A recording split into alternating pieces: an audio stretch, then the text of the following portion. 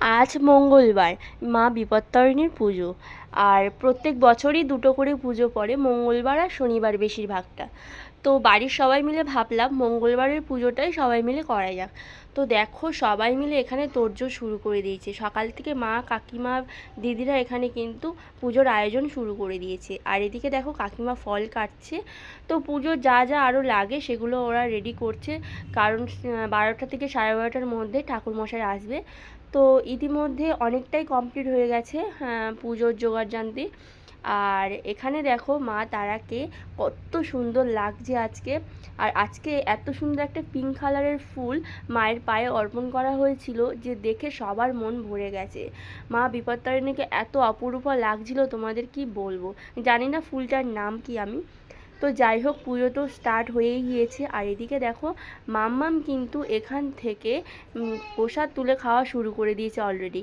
ওকে বারণ করলাম যে খেতে না, তাও তো শুনলই না। তা সবাই বললো বাচ্চার মধ্যে ভগবান আছে, ও খাক, কিছু হবে না।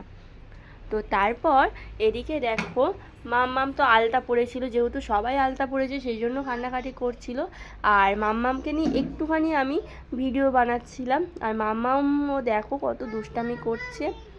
তারপর আর কি, গাছে এত জাম হয়েছে যে সবাই মিলে জাম পাড়া শুরু করে দিয়েছে।